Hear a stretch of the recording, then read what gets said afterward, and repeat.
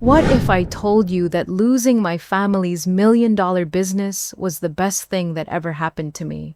That the sister who destroyed my career actually did me the biggest favor of my life? And that sometimes the word understood isn't surrender. It's the beginning of everything you never knew you were capable of. This is the story of how I went from reading blueprints at 8 years old to building something my family never saw coming. Mia, you're no longer welcome at Harper Designs. Don't contact us again. That was my father's voice crackling through my phone speaker like broken glass, and all I could manage to say back was one word. Understood. But here's the thing about that word. It wasn't surrender. It was the beginning of everything I never knew I was capable of. My name is Mia Harper, and for 28 years I thought I knew exactly who I was.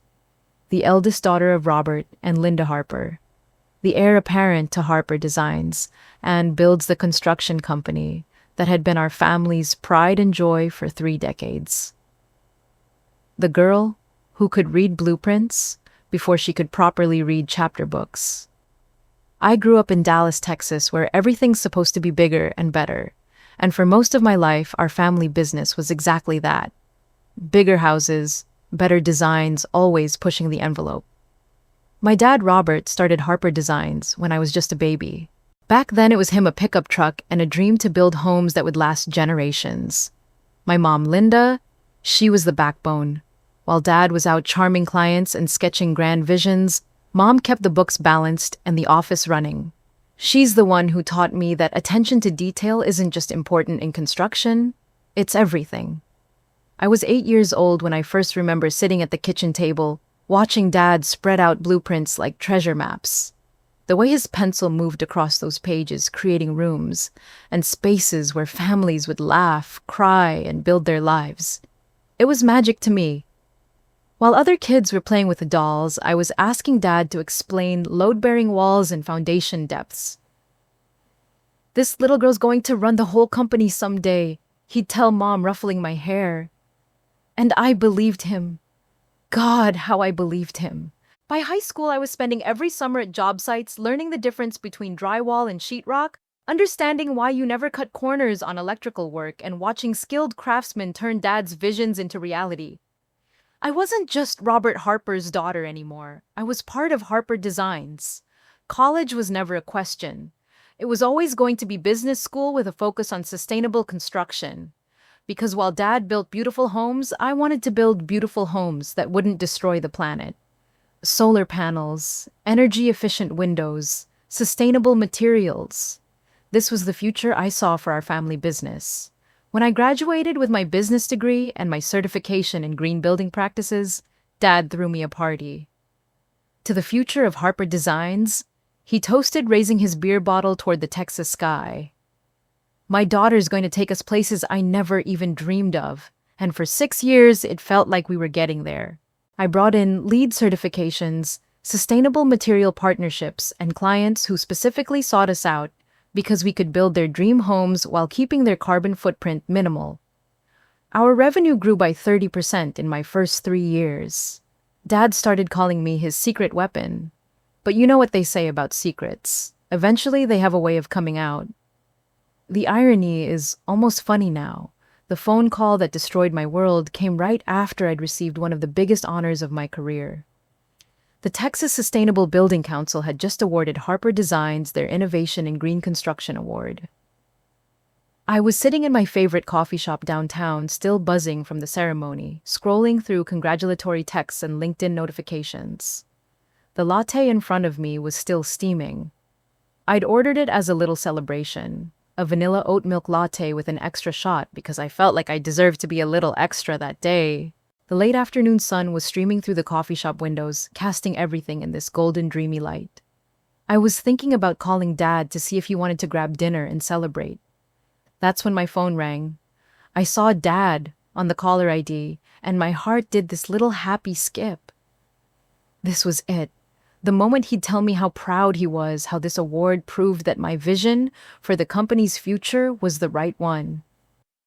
"Hey, Dad, can you believe? Mia!" His voice was flat, cold, Nothing like the warm, proud father I'd expected. We need to talk.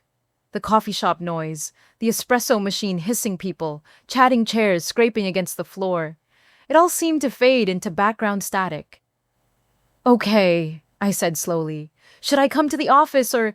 No, you shouldn't come to the office ever again. The words hit me like a physical blow. I actually looked around the coffee shop wondering if this was some kind of joke if Dad was hiding behind a corner with a camera crew. I don't understand. Your employment with Harper Designs is terminated effective immediately. You're no longer welcome at any company properties. Don't contact us again. The latte was getting cold in my hands. The award notification was still glowing on my phone screen. None of this made sense. Dad, what are you talking about? What happened? Did I do something wrong? But the line was already dead. I sat there for maybe 10 minutes just staring at my phone, waiting for it to ring again. Waiting for Dad to call back and say there'd been some terrible mistake, some misunderstanding. Waiting for the punchline to a joke that wasn't funny. Finally, I called him back. It went straight to voicemail. Then I called the office. I'm sorry, Janet, our receptionist, said in a voice that sounded like she'd been crying. I've been instructed not to put any calls through to Mr. Harper from you. Janet, it's me. It's Mia. There's been some kind of mistake. I'm so sorry, honey. I really am, but I can't help you. Click. I tried my mom next. Same thing. Voicemail. That's when the panic really started to set in. This wasn't a mistake. This wasn't a misunderstanding. This was deliberate. This was planned. I packed up my laptop, left my untouched latte on the table, and drove home in a daze. The award certificate was still sitting on my passenger seat, mocking me with its gold-embossed letters. By the time I got to my apartment, I had 17 missed calls from various team members at Harper Designs. The word was spreading fast, but none of those calls were from my family, and that's when it hit me. After 28 years of believing I was indispensable, after 6 years of pouring my heart and soul into building our family legacy, after receiving an award that morning that should have been the proudest moment of my career, I had just become an outsider to my own life. The girl who could read blueprints at 8 years old couldn't read the signs of her own downfall. But here's what I'm learning about rock bottom. It's actually a pretty solid foundation to build on. But to understand how I ended up on that rock bottom, I need to take you back about 8 months before that phone call. Because the signs were there. I just didn't want to see them. It started with Emily coming home.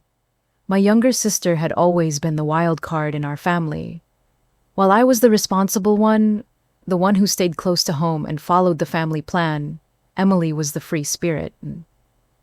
She'd graduated from UT Austin with an art degree, spent 2 years backpacking through Europe, then another year doing photography in Portland. She was everything I wasn't. Spontaneous, creative, unafraid to disappoint people. For years, family dinners included updates about Emily's latest adventure, while I sat there with my construction reports and sustainability proposals. Don't get me wrong, I loved hearing about her travels. But there was always this unspoken understanding that I was the daughter who'd stay and build the business, while Emily was the daughter who'd find herself somewhere far from Dallas. So when she showed up at the office one random Tuesday morning in March, I was genuinely surprised. Surprise, she announced, bursting through the front door with that bright Emily smile that had gotten her out of trouble our entire childhood. I'm back. Dad's face lit up in a way I hadn't seen in months. He practically jumped out of his chair to hug her, spinning her around like she was still 10 years old. Emily, why didn't you tell us you were coming home? Where's the fun in that? She laughed, and I could see Mom tearing up from behind the reception desk. I was happy to see her too, of course. But something felt different this time. Instead of the usual, I'm just visiting before my next adventure, energy Emily seemed settled. Like she was planning to stay. So, Dad said, his arm still around her shoulders, what brings my world traveler home? Actually, Emily said, and she glanced at me before continuing. I've been thinking a lot about family lately, about legacy, about what really matters.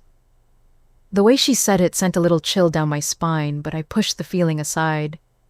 This was Emily, my little sister, the one who used to build blanket forts with me and steal cookies from Mom's secret stash. I want to be more involved in the family business, she announced. I know I've been gone a long time, but Harper Designs is in my blood too, and I have ideas. Dad's eyes practically sparkled.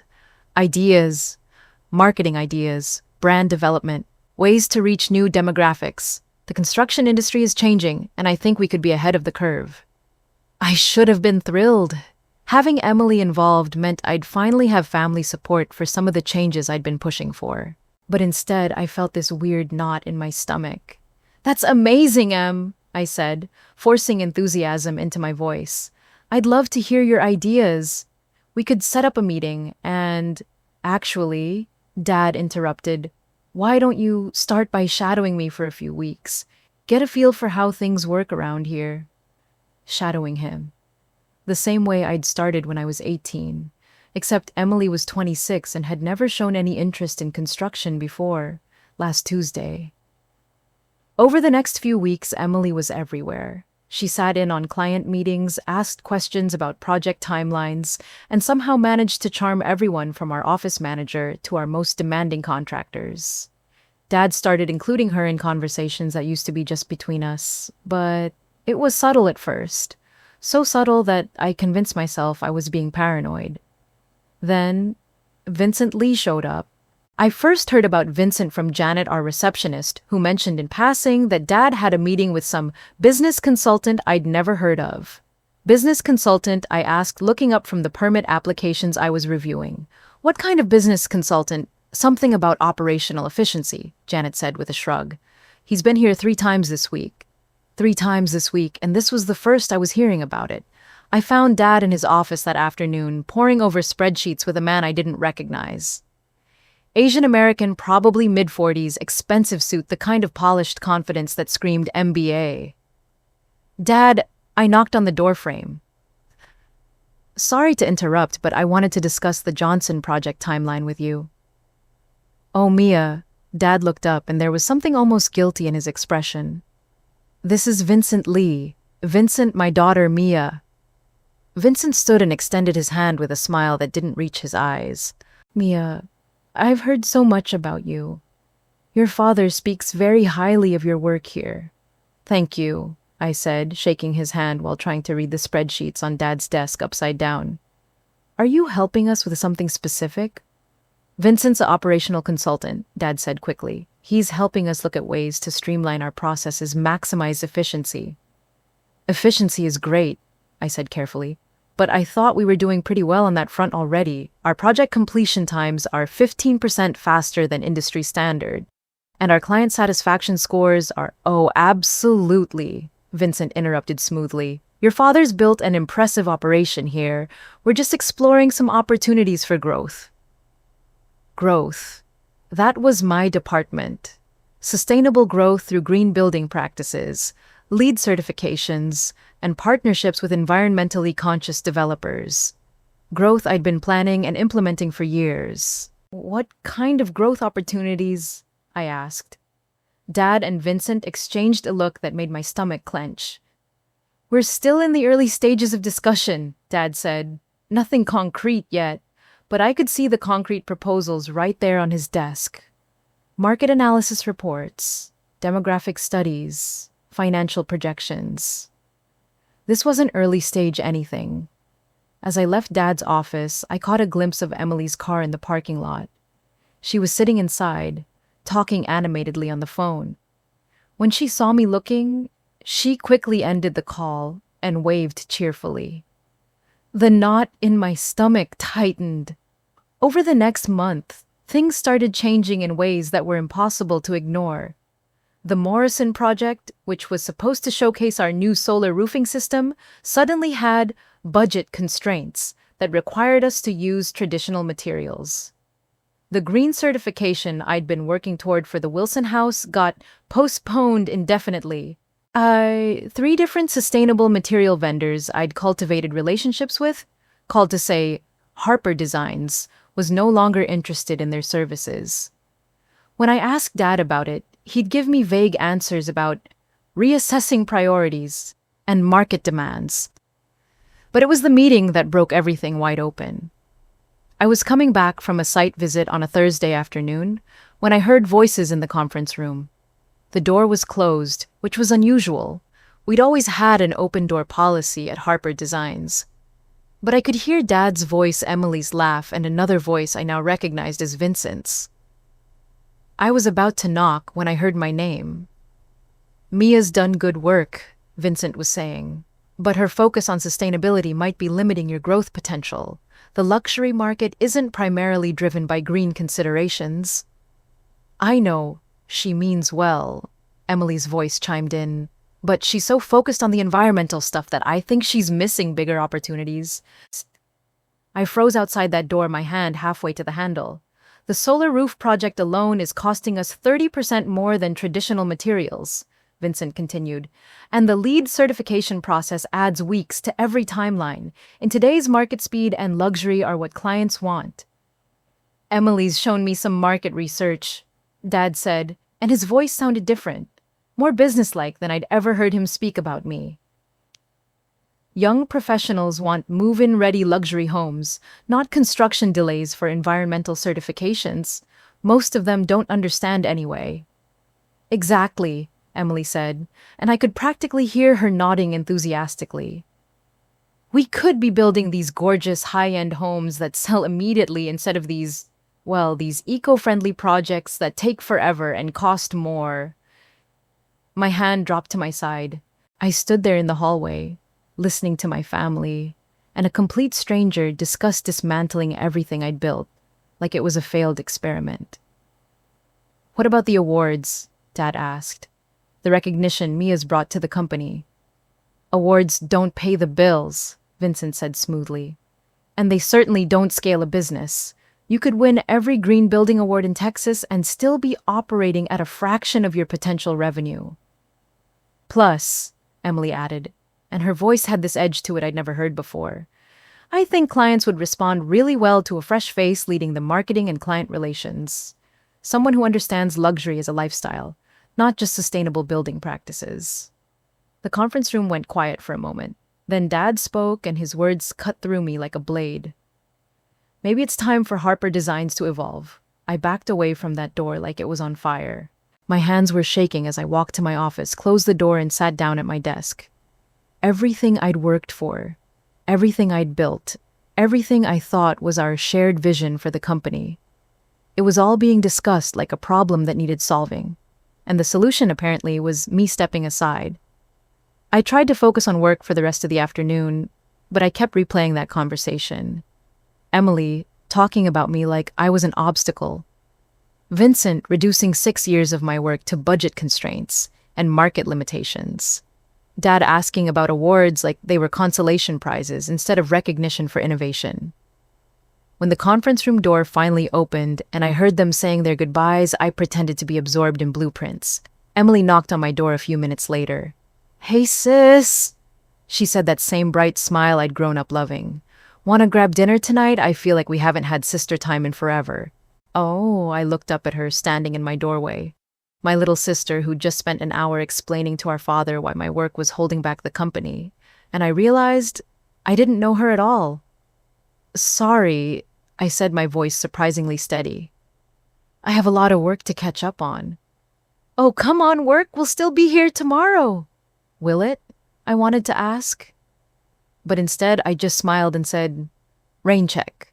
She shrugged and bounced out of my office, and I sat there wondering when everything had started shifting beneath my feet. Because the truth is, I should have seen it coming. Emily had always been Dad's favorite, even when she was gallivanting around Europe while I was here building his dream. Vincent was just the excuse they needed to make changes they'd probably been thinking about for months. And me, I was the sustainable building expert who'd become unsustainable to my own family's plans. The writing was on the wall. I just didn't want to read it. But sometimes, the universe sends you an angel in the form of your office assistant who can't keep secrets to save her life. Jasmine Rodriguez had been my right hand for 3 years. Fresh out of college, whip smart, and absolutely terrible at pretending everything was normal when it wasn't. For the past 2 weeks, she'd been acting like she was carrying around state secrets, avoiding eye contact, and giving me one-word answers to questions that usually sparked 20-minute conversations. Finally, I couldn't take it anymore. Jasmine, I said, walking over to her desk on a Friday afternoon, "You've been acting weird. What's going on?" She looked around the office like she was checking for spies, then leaned in close. "Can we talk? Not here. Somewhere else." 30 minutes later, we were sitting in a corner booth at the little cafe down the street from our office. Jasmine was nursing an iced coffee like it was liquid courage, and I was trying not to read too much into the fact that my assistant felt the need for a secret meeting. "Okay," I said, leaning back in the booth. "Spill it." Jasmine took a deep breath, and then everything came pouring out like a dam had burst. "Emily's been asking me questions," she said, her words tumbling over each other. "About your client files, your project schedules, your vendor contacts. At first I thought she was just trying to learn the business, but then she started asking for specific things." My stomach dropped. "What kind of specific things?" "Like copies of your lead certification applications, the contact information for all your sustainable material suppliers, the profit margins on your green building projects." Jasmine paused to take a shaky sip of her coffee. "Mia, she even asked me for your calendar passwords." "My calendar passwords." "She said your dad wanted to see your meeting schedules to optimize workflow efficiency." Those were her exact words. I felt like I was watching a car accident in slow motion. "Did you give them to her?" "No," Jasmine said quickly. But I think she got them anyway. It told me someone with administrative access had been logging into your accounts." The betrayal hit me like a physical blow. Emily wasn't just undermining my work in meetings. She was actively investigating it, cataloging it, preparing to dismantle it. "There's more," Jasmine said quietly. Of course there was more. "Vincent Lee brought his son to the office last Tuesday. You were at the Henderson site, so you didn't see them. But I heard Vincent introducing him to your dad as a junior consultant who specializes in business transition strategies." "Business transition strategies," I repeated slowly. "And Emily was showing him around like she owned the place. She took him into your office, showed him your awards, your project portfolios. The kid was taking notes the whole time." I stared out the cafe window, watching people walk by, living their normal lives while mine was apparently being dissected by consultants and their children. How long has this been going on? At least 3 weeks that I know of. "But Mia," Jasmine reached across the table and touched my hand. "I think it's been planned longer than that. Emily knew exactly which files to ask for. She had a list. A list. My own sister had a list of my work to systematically review and evaluate, like I was a department being audited instead of a family member." "Why are you telling me this?" I asked, Jasmine's eyes filled with tears. "Because it's not right, and because you've been the best boss I've ever had and you deserve to know what's happening." I drove home that night in a fog of disbelief and anger. Everything Jasmine had told me painted a picture I didn't want to see. Emily and Vincent conducting a thorough investigation of my work, my methods, my value to the company. But why investigate unless you were planning to make changes? That weekend, Mom called and invited me to Sunday dinner. Family dinners had been a Harper tradition since I was little, but lately they'd become infrequent and awkward. Still, I hoped that maybe being around the dinner table would help everything feel normal again. I should have known better. The moment I walked into my childhood home, I could feel the tension. Mom hugged me a little too tightly, like she was apologizing for something she couldn't say out loud. Dad was polite but distant, asking generic questions about my week instead of diving into project details like he usually did. And Emily was bright and chatty in a way that felt performative. "So, Mia," Emily said as we sat down to Mom's famous pot roast, "I've been learning so much about the business lately. Dad's been incredibly generous with his time." "That's great," I said, cutting my meat with more force than necessary. "Learning about which part specifically?" "Oh, you know everything? The client development process?" project management, vendor relationships. It's so complex. I had no idea how much goes into running a construction company. The way she said it, like she was discovering some hidden world instead of the business I'd been immersed in for over a decade, grated against every nerve I had. Mia's been handling most of our vendor relationships for years, Mom said quietly, and I caught something in her tone. A warning, maybe, or an apology. I know, Emily said brightly, and she's done such amazing work. All those environmental partnerships and certifications. It's really impressive. The past tense wasn't lost on me. Dad cleared his throat. The industry's changing pretty rapidly these days. What worked 5 years ago might not be the best approach moving forward. Change can be good, I said carefully. But usually it works best when it builds on existing strengths, rather than abandoning them entirely. Another silence fell over the table. Mom was pushing food around her plate like she'd lost her appetite. Well, Emily said, that artificial brightness cranked up to 11. I'm just excited to contribute however I can. Vincent's been really helpful in showing me different perspectives on growth strategies. Vincent seems to have a lot of opinions about our business for someone who's been here 2 months, I said. Dad's fork clinked against his plate. Vincent's expertise has been invaluable. He's helped us see opportunities we might have missed otherwise. What kind of opportunities? Market expansion, operational efficiency, strategic repositioning. Dad was using buzzwords like shields. Sometimes when you're too close to something, you can't see the bigger picture. I looked around the table at my family. Mom avoiding eye contact, Dad speaking to me like I was a problematic employee, Emily watching the whole exchange with barely concealed satisfaction. Are you saying I'm too close to the business I've helped to build for 6 years? Nobody's saying that, Mom said quickly. But Dad was quiet for a long moment. Then he said, sometimes fresh perspectives can illuminate blind spots we didn't know we had. Blind spots. 6 years of increasing revenue industry recognition and sustainable innovation, and apparently I had blind spots. I excused myself early that night, claiming I had work to catch up on. As I was leaving, Mom walked me to my car. Honey, she said, her voice quiet and strained, I want you to know that whatever happens, you'll always be my daughter, and I'm proud of you. Whatever happens. Mom, what's going on? Really? She glanced back at the house, then looked at me with tears in her eyes. Just be prepared for changes, okay? And remember that sometimes things that feel like endings are actually beginnings. I drove home with those cryptic words echoing in my head. Be prepared for changes. Whatever happens. Mom knew something, and she was trying to warn me without betraying Dad's confidence. That night, I lay awake staring at the ceiling, trying to piece together all the signs I'd been ignoring. Emily's sudden interest in the business, Vincent's mysterious consultations, the canceled sustainable projects, the secret meetings, the investigation of my work.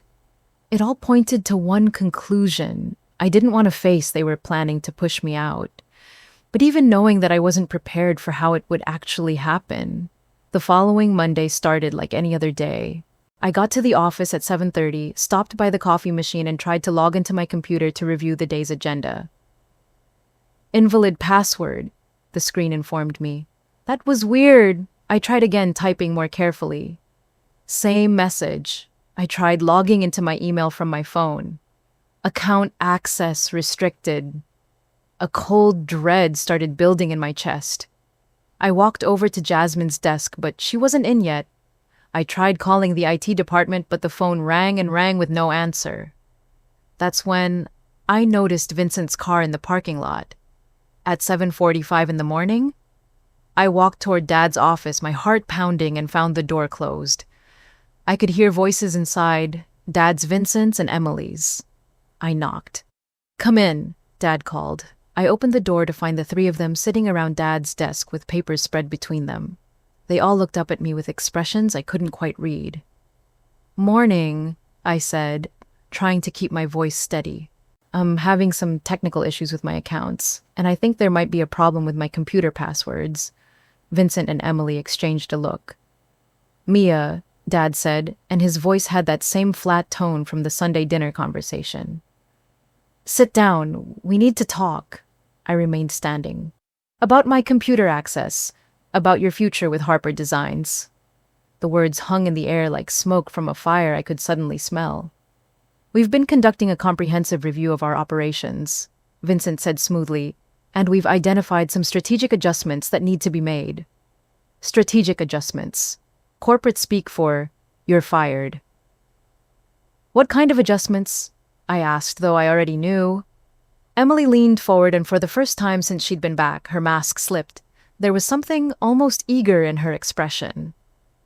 We're restructuring the company to focus on luxury residential construction, she said. High-end move-in ready homes for the Dallas market's most affluent buyers. And sustainable construction doesn't fit that vision, I asked. It's not that it doesn't fit, Dad said, but he wouldn't meet my eyes. It's that we need to prioritize speed to market and profit margins. The green building initiatives have been successful. They've been expensive, Vincent interrupted, and time-consuming. Your sustainable projects have an average completion time 23% longer than traditional builds with profit margins 14% lower. I stared at him. Those projects have also brought us 3 major industry awards and positioned us as leaders in sustainable construction. They've opened doors to clients who specifically seek us out because of that expertise. A very small client base, Emily said. Vincent's market research shows that less than 12% of our target demographic prioritizes environmental considerations over luxury amenities and quick timelines. Target demographic. When had our clients become a demographic to be analyzed instead of families whose dreams we were building? So you're eliminating the sustainable division entirely, I asked. Dad finally looked at me. We're eliminating redundancies and focusing our resources on our most profitable services. Redundancies. That's what I was, a redundancy. And my position. The silence stretched out like a rubber band about to snap. Finally, Vincent spoke. We're appreciative of your contributions to Harper Designs, but we'll be moving in a different direction going forward. Moving in a different direction. Without me. I looked at Emily, who was trying to arrange her features into something resembling sympathy, but mostly just looked relieved. So Emily will be taking over my responsibilities. Emily will be heading up our new marketing and client relations division, Dad said. Her fresh perspective and understanding of luxury market preferences make her ideal for the direction we're heading. Fresh perspective, as opposed to my stale, outdated approach of actually knowing how to build things. I see, I said, surprised by how calm my voice sounded. And this decision is final. We believe it's best for everyone involved, Vincent said. Best for everyone involved. Everyone except me, apparently. I nodded slowly, looking around the room one more time. At Vincent, the stranger who'd somehow gained more influence over my family's business in 2 months than I'd had in 6 years. At Emily, my little sister who'd returned home just long enough to take my place. At Dad, who wouldn't look at me because even he knew this was wrong. Well then, I said, standing up. I guess that's that. I walked out of that office through the reception area where Jasmine was just arriving, and immediately knew something was wrong past the conference room, where I'd spent countless hours planning projects that would never happen, and out the front door of Harper Designs for what I somehow knew would be the last time. I sat in my car for a long moment staring at the building where I thought I was building my future. Then I pulled out my phone and called Dad's direct line. It went straight to voicemail. I listened to his familiar greeting. You've reached Robert Harper at Harper Designs and Builds. Leave a message and I'll get back to you as soon as possible. After the beep, I said, Dad, it's Mia. I just wanted you to know that I understand exactly what happened in there, and I hope Emily's fresh perspective works out for you. I hung up and typed out a text message. Understood. I sent it to Dad, then to Emily, then to Mom. Just one word, but it contained everything I couldn't say out loud. That I understood, I'd never really been family to them, just an employee they'd finally decided to let go. That I understood Emily had been planning this since the day she came home. That I understood Vincent's market research was just an excuse to do what they'd already decided to do. And most importantly, that I understood I was finally free to stop trying to earn love from people who'd already decided I wasn't worth it. 30 minutes later, as I was driving home, my phone rang. Dad's name appeared on the screen. "Mia, you're no longer welcome at Harper Designs. Don't contact us again." And that's when I said the word that would change everything. Understood. The paperwork arrived 3 days later. I was sitting in my apartment, still in the same pajamas I'd put on after that phone call, when the courier knocked on my door. Official-looking envelope with the Harper Designs logo in the corner. The logo I'd helped redesign 2 years ago to look more modern and environmentally conscious. Inside was a severance agreement. 6 months' salary in exchange for signing a non-disclosure agreement and a non-compete clause that would prevent me from working in construction anywhere in the Dallas-Fort Worth Metroplex for 18 months. 18 months. They wanted to make sure I couldn't just set up shop down the street and take their clients with me. The funny thing was, at that moment, I couldn't imagine ever wanting to work in construction again. Over the next week, more packages arrived. My personal items from the office boxed up and delivered like I was receiving gifts I'd never ordered. My diplomas, my awards, the little succulent plant Jasmine had given me for my birthday. The coffee mug that said "World's Best Boss" that the guys from the Henderson job site had bought me as a joke. Each box felt like evidence of a life I'd imagined I was living. I spent those first few weeks in a strange kind of limbo. I'd wake up at my usual time, 6:30, and reach for my phone to check my work emails before remembering I didn't have work emails anymore. I'd make coffee and sit at my kitchen table where I used to review project plans, but now I just stared out the window watching other people head off to jobs they still had. The worst part wasn't the anger or even the betrayal. It was the silence. No more daily calls from Dad about project updates. No more texts from Emily asking for advice about dealing with difficult clients, which in hindsight had probably just been her way of gathering information. No more Sunday dinners where we'd argue about the best approach to foundation work or debate the merits of different roofing materials. I was 28 years old, and I realized I didn't actually know who I was outside of Harper Designs. For 6 years, my identity had been so wrapped up in that company that I'd never developed a sense of self separate from it. So I started walking. Dallas isn't really a walking city, but I discovered that if you're aimless enough, you can walk anywhere. I'd start from my apartment in Deep Ellum and just pick a direction. Sometimes I'd end up downtown wandering through the arts district and remembering the cultural center project we'd bid on 3 years ago but lost to a bigger firm. Sometimes I'd find myself in the Bishop Arts District looking at the mix of old and new architecture and thinking about how we could have retrofitted those historical buildings with modern, sustainable systems. Everything reminded me of work I'd done or work I'd wanted to do. One afternoon, I found myself standing in front of the Morrison house, the one that was supposed to showcase our solar roofing system before the project got budget constraints. The traditional roof they'd installed instead looked fine, I guess. Perfectly adequate.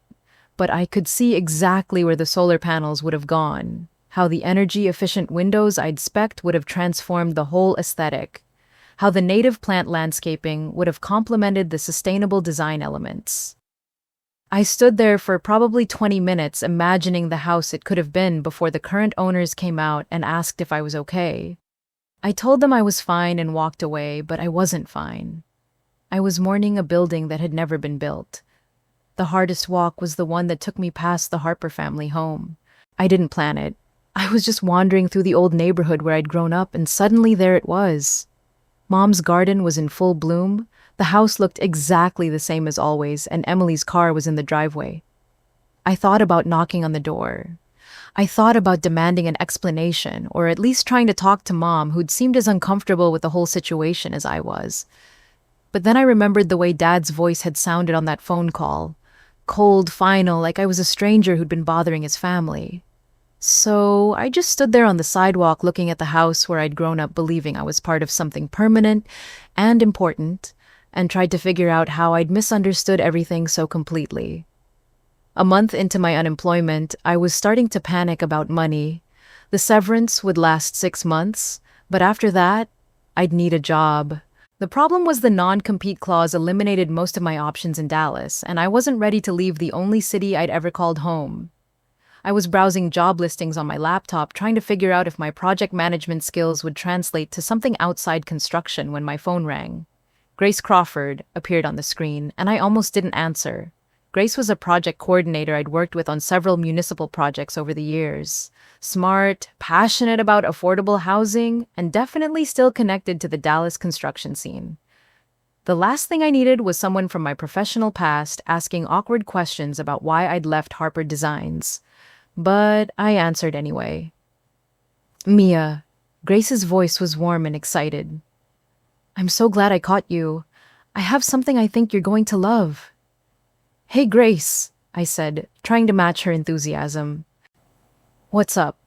Are you sitting down because I have a proposition that's going to blow your mind? I wasn't sitting down, but I was suddenly paying attention. I'm working with the North Dallas Community Development Corporation on an affordable housing project, Grace continued, and we need someone with your expertise in sustainable design. This isn't just any project, Mia. We're talking about a 40-unit development that could become a model for energy-efficient, affordable housing across Texas. My heart started beating faster despite myself. Grace, I'm not really... Before you say no, let me tell you what we're envisioning. Solar panels on every unit. Energy-efficient appliances that will cut utility costs by 60%. Sustainable building materials that will reduce maintenance costs long-term. Native landscaping that requires minimal water.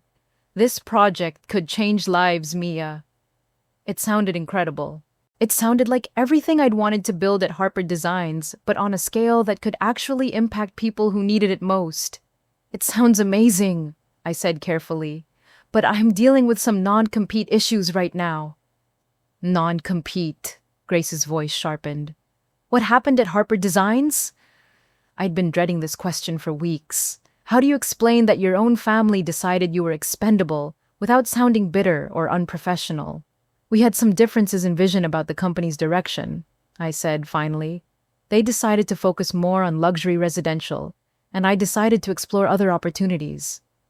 It wasn't technically a lie, even if it left out about 90% of the actual story. Their loss, Grace said immediately.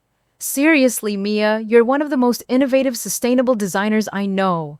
If Harper Designs doesn't appreciate that, then they're idiots.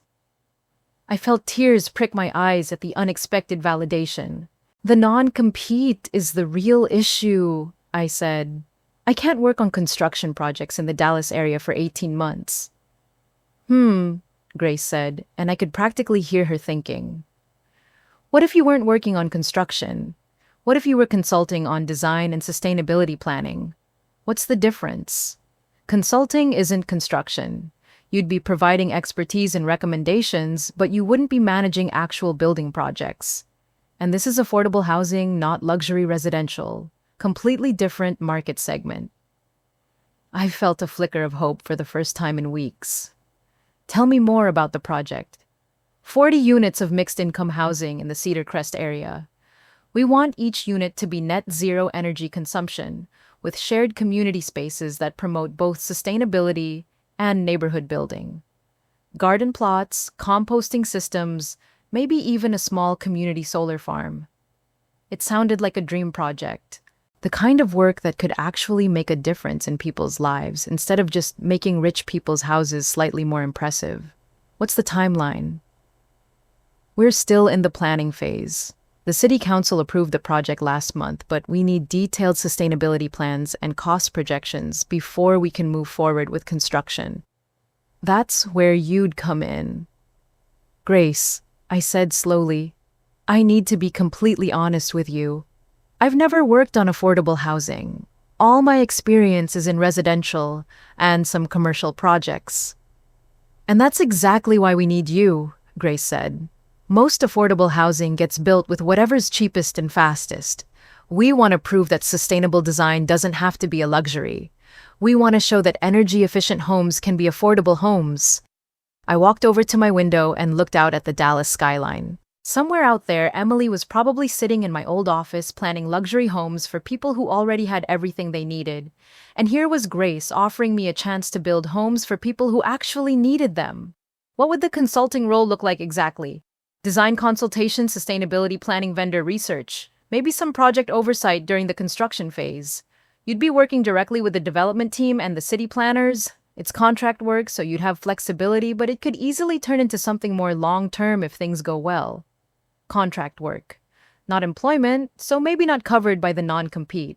And affordable housing, not luxury residential. Can I think about it? Of course.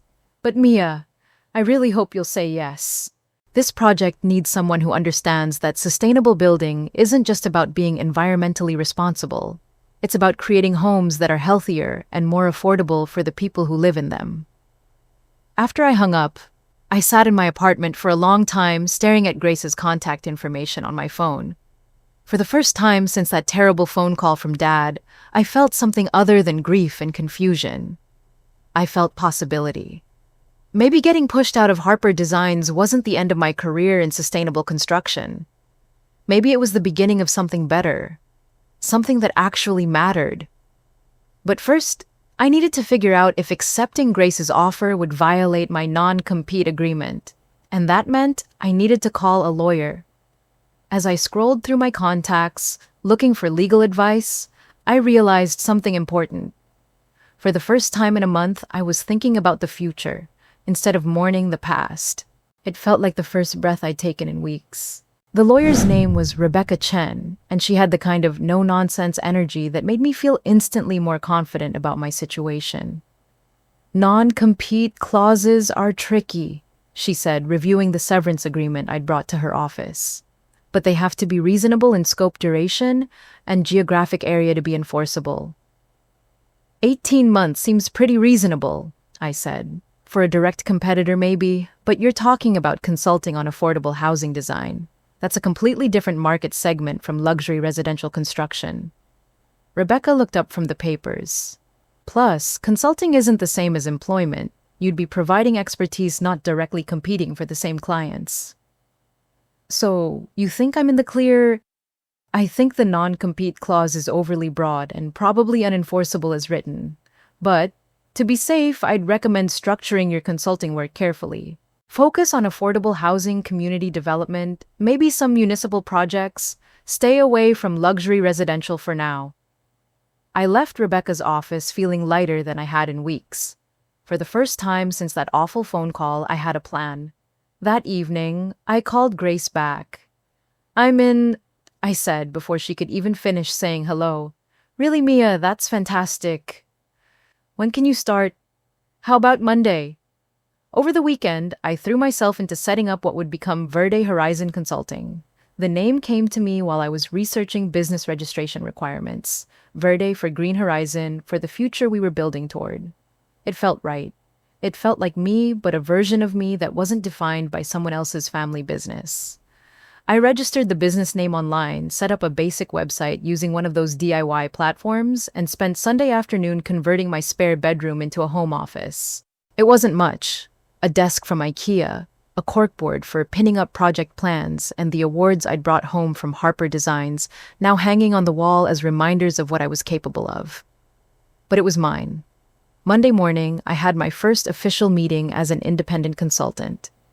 Grace introduced me to the North Dallas Community Development Corporation team, and I felt that familiar rush of excitement I used to get when starting a new project. Except, this time, instead of building someone's third vacation home, I was designing energy-efficient housing for families who needed their first real home. The project was even more ambitious than Grace had initially described. 40 units of mixed-income housing, with 30% reserved for families, making less than 60% of the area median income. Every unit designed to achieve net zero energy consumption. Community gardens, shared workshop spaces, and a small business incubator for residents. "We want to prove that sustainable design can be affordable design," said Maria Santos, the project director. "And we want these homes to be beautiful. Just because someone can't afford $1 million house doesn't mean they don't deserve thoughtful design and quality construction. I spent the next 3 weeks diving deeper into affordable housing design than I'd ever had the chance to before. Energy modeling software, cost analyses of sustainable materials, research into passive cooling techniques that could work in Texas heat without breaking construction budgets. It was challenging in ways that luxury residential never had been. With unlimited budget, sustainable design is easy. You just spec the best of everything. But making sustainability work within tight cost constraints, that required real innovation. I loved every minute of it. My preliminary design proposals included solar panels with battery storage systems that would actually save residents money on their electric bills. High-efficiency heat pumps that would reduce both heating and cooling costs.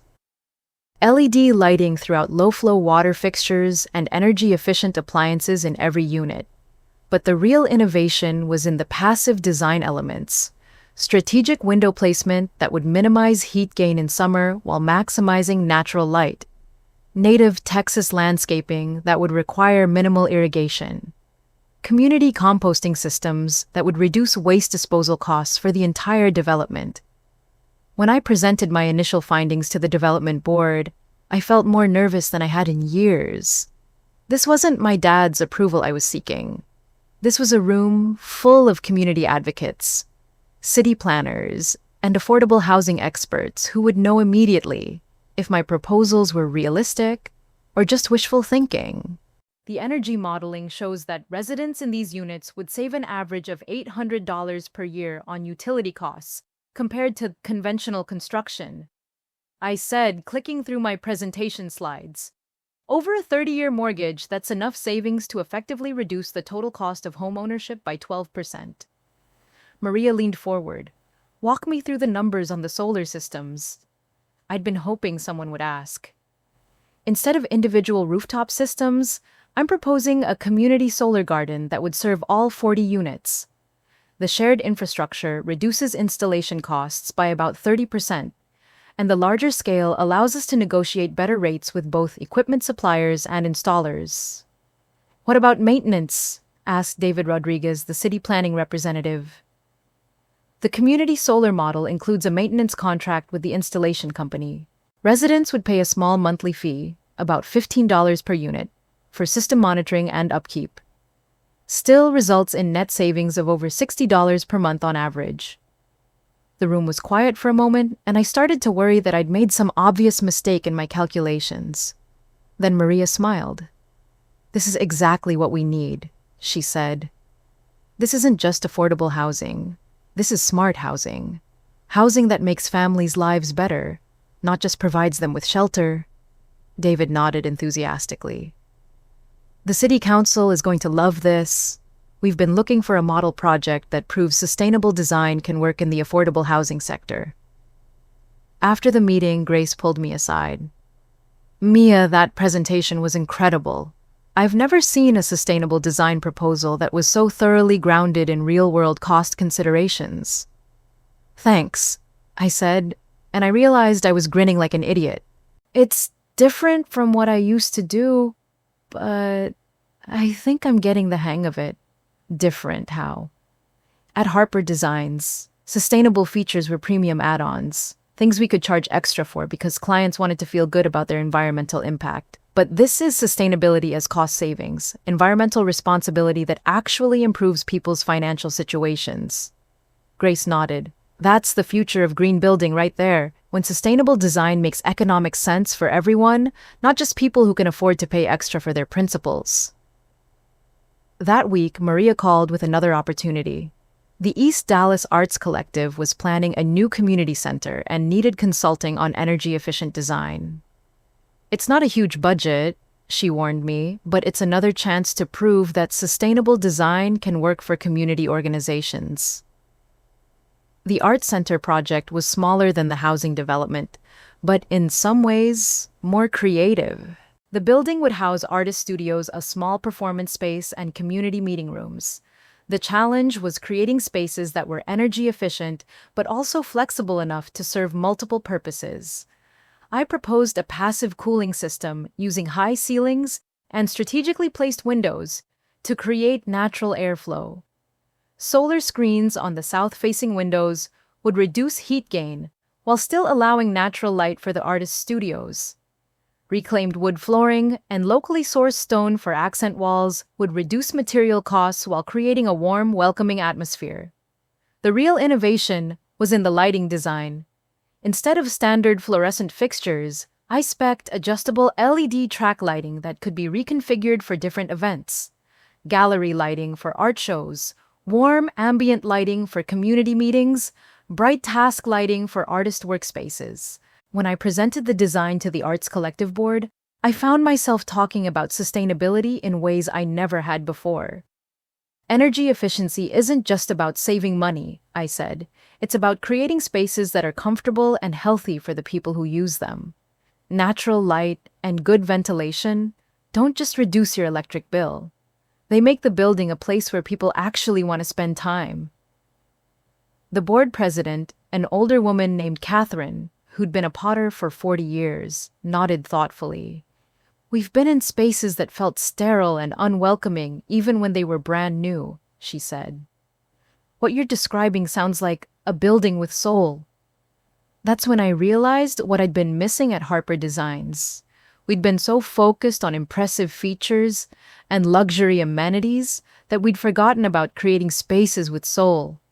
Buildings that felt good to be in, not just expensive to buy. 3 weeks later, I got a call from Catherine. "Mia, the board voted unanimously to move forward with your design. But more than that, we want to hire Verde Horizon Consulting to oversee the entire project." Really, this is exactly what we need. A building that serves our community and respects our environment without breaking our budget. As I hung up the phone, I realized I was building something I'd never had at Harper Designs. A reputation based on innovation and community impact, not just family connections.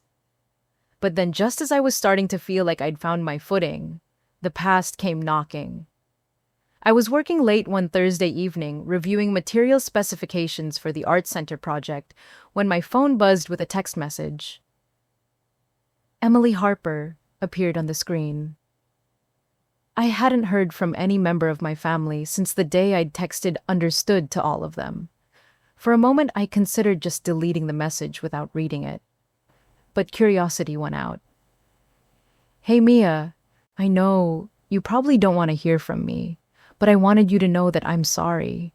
Things got complicated and I handled it badly. I hope you're doing okay." I stared at that message for a long time. Things got complicated, like my career getting destroyed was just some unavoidable accident instead of a deliberate campaign she'd helped orchestrate.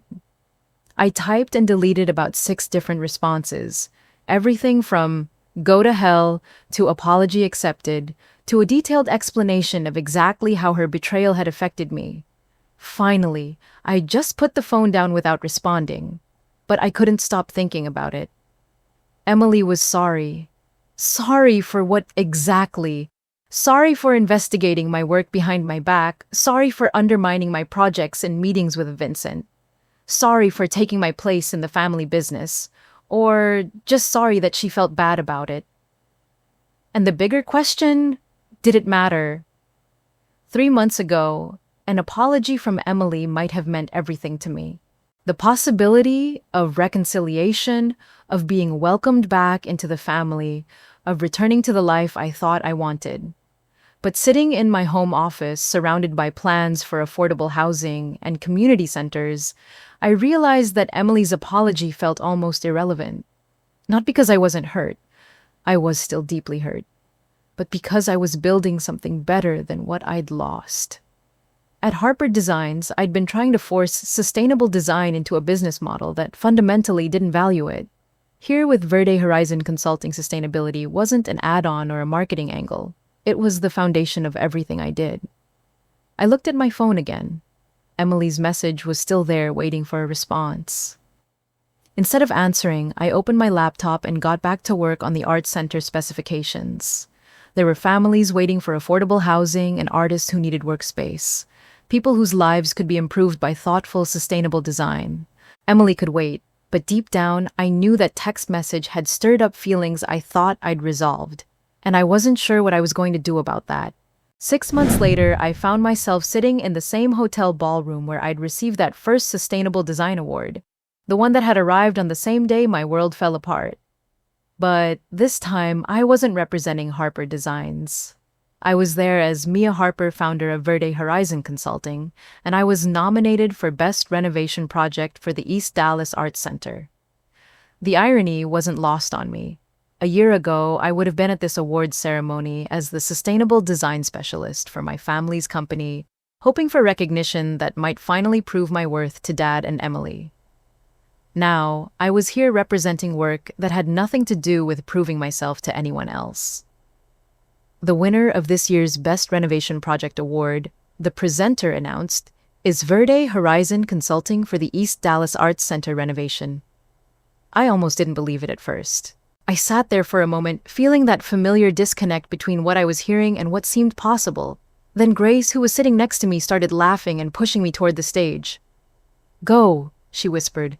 "That's you." Walking up to accept that award felt completely different from any recognition I'd received at Harper Designs. This wasn't validation from industry peers who knew my family's reputation. This was recognition for work I'd done entirely on my own for a project that had genuinely improved people's lives. When I reached the podium, I looked out at the audience of architects, contractors, and designers, some of whom I'd known for years, others who were probably hearing about Verde Horizon Consulting for the first time. "Thank you," I said, holding the award that felt heavier and more meaningful than any I'd received before. This project represents everything I believe sustainable design can be, not just environmentally responsible, but economically smart and community-focused. I paused thinking about Catherine and the other artists who now had a space that felt like home, about the families who would soon be moving into energy-efficient homes that would actually save them money. But mostly, I continued, this is for everyone who's had to start over, who's had to rebuild their dreams from scratch and discovered that sometimes what you build the second time is stronger than what you lost. The applause felt different too, warmer, more personal. After the ceremony, I was surrounded by people who wanted to know more about Verde Horizon Consulting. Project managers from other nonprofits, architects who specialized in affordable housing, city planners who were interested in the community solar model I developed.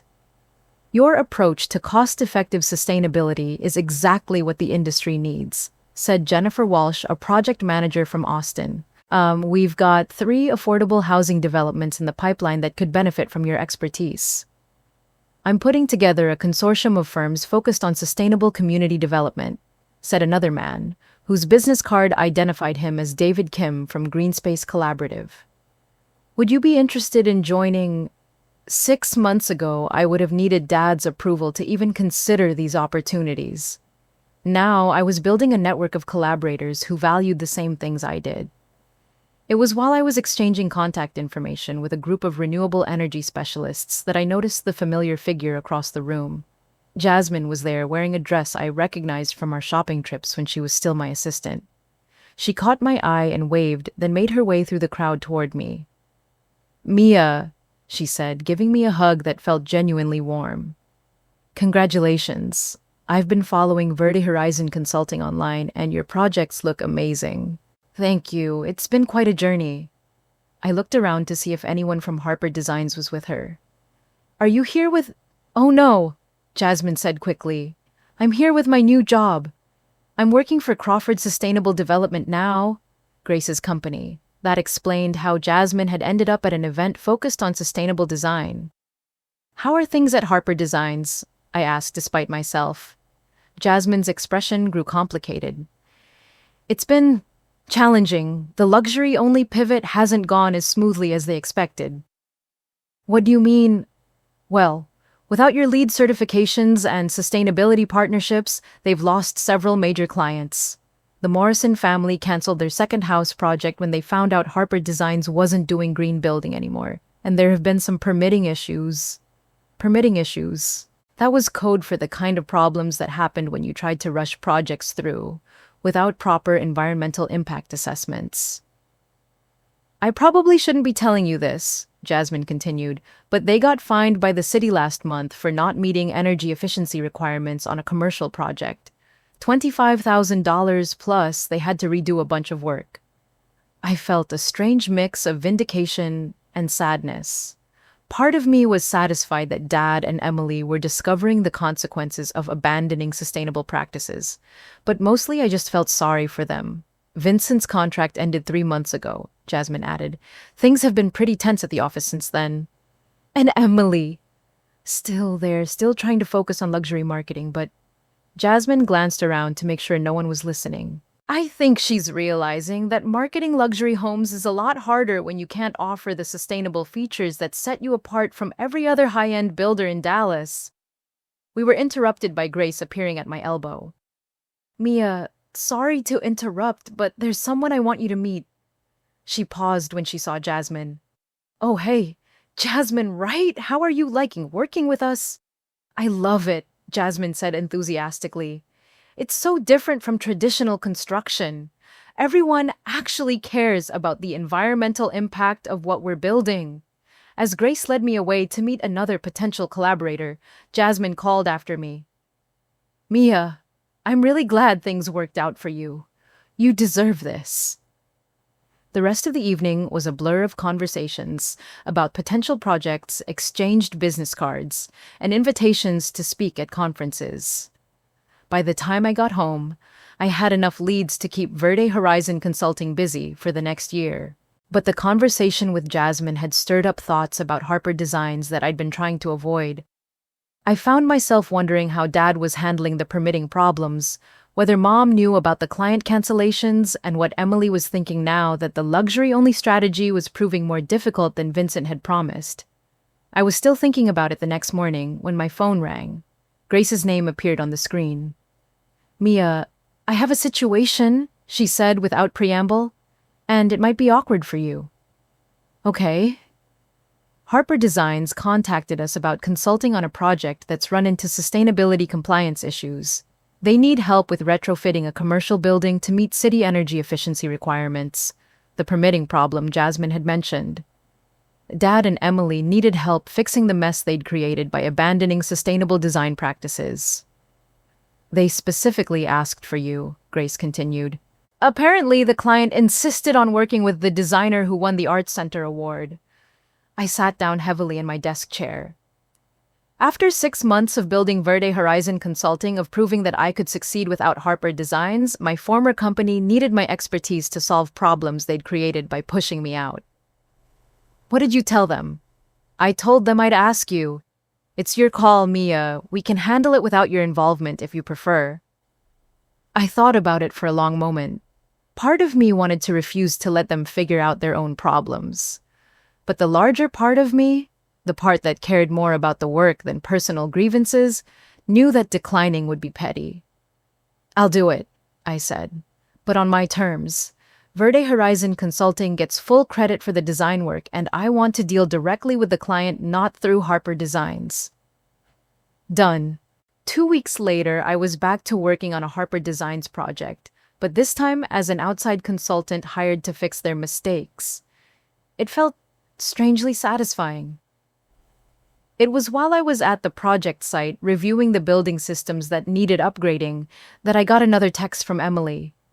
Can we talk? I know I don't deserve it, but I'd really like to explain. This time I didn't delete the message. I stared at it for a while, then typed back, White Rock Lake Park, Saturday at 2 p.m. Come alone. Saturday afternoon, I found Emily sitting on a bench overlooking the lake, looking smaller and more uncertain than I'd ever seen her. She stood up when she saw me approaching, and for a moment we just looked at each other. Thank you for coming, she said finally. I sat down on the bench, leaving space between us. You said you wanted to explain. Emily sat back down, her hands fidgeting with her purse strap.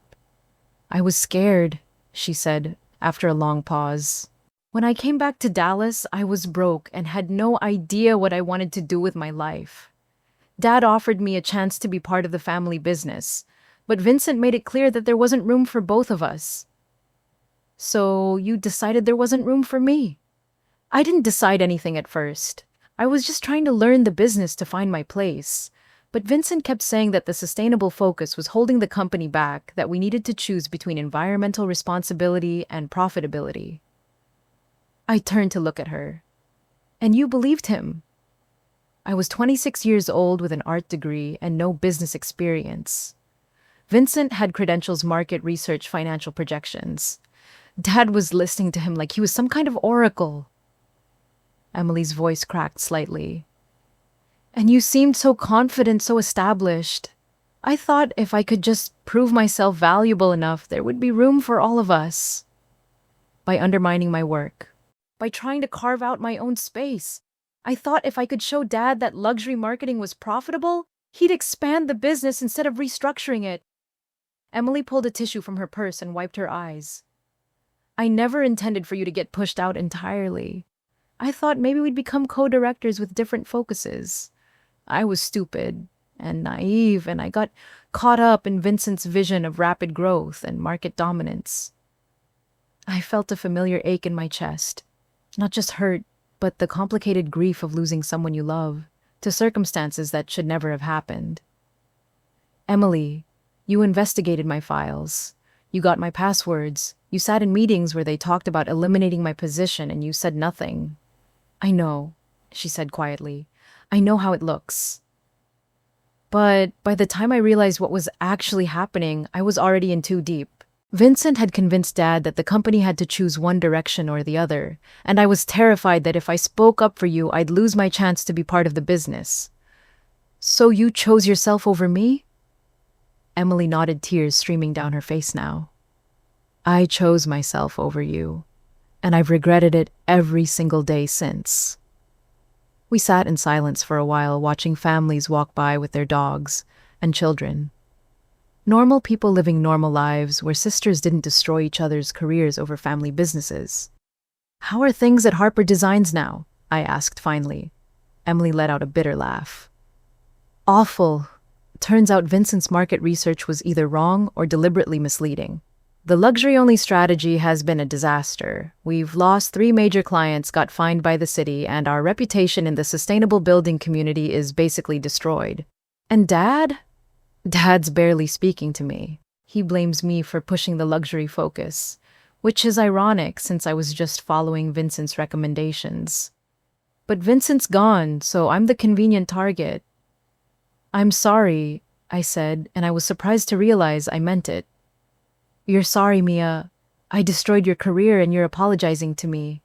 I'm sorry that you're going through a hard time. I'm sorry that Dad's treating you badly. I'm sorry that the whole situation turned out to be a disaster for everyone involved. I looked at her directly.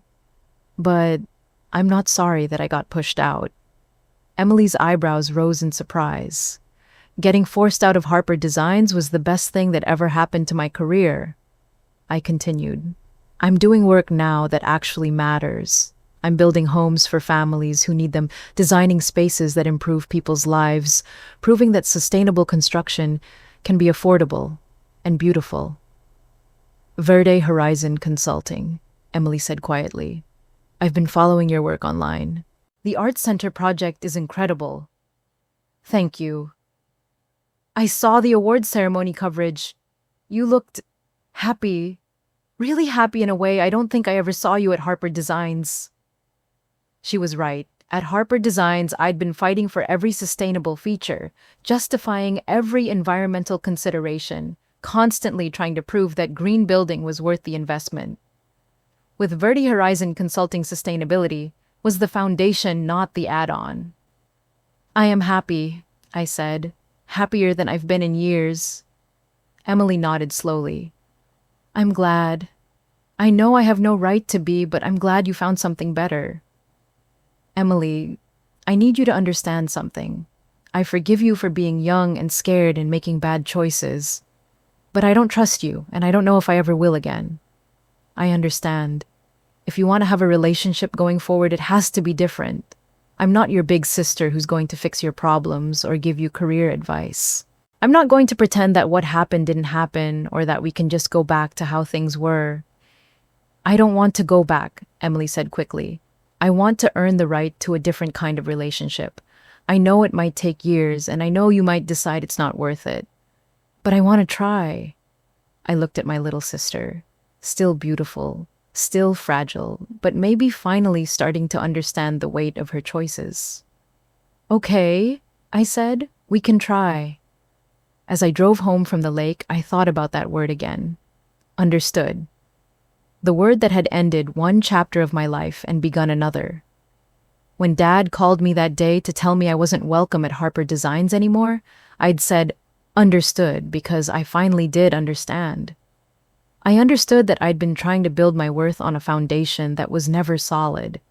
I understood that my family's love had conditions I couldn't meet. And I understood that sometimes losing everything is the only way to discover what you're actually capable of building. Understood wasn't surrender. It was recognition. Recognition that the life I thought I wanted was smaller than the life I was capable of creating. Now, 6 months later, I had a business that was thriving, work that mattered, and relationships built on mutual respect rather than family obligation. I had a sister who was trying to earn her way back into my life instead of demanding space in it as a birthright. And I had the quiet satisfaction of knowing that when my family's business needed sustainable design expertise, they had to hire me to provide it. Sometimes the best revenge isn't getting even. Sometimes it's getting better.